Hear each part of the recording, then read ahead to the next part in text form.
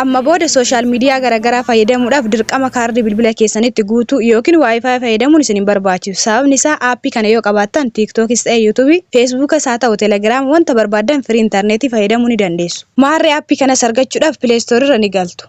Iddoo sarchiisaa kanatti odaa tek jechuudhaan sarchi ni gootu.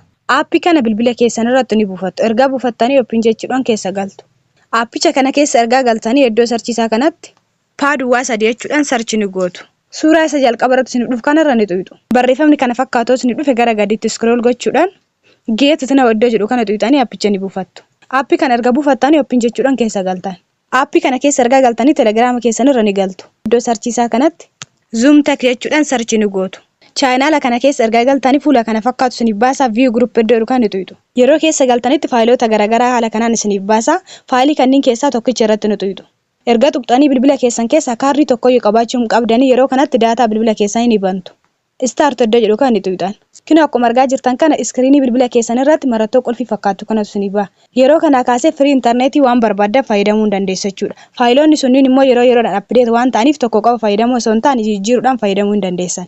Maarree tiippiiwwan akkanaa kana argachuu barbaadan akkaawuntii kana follow gochuudhaan viidiyoo kana like godhaa.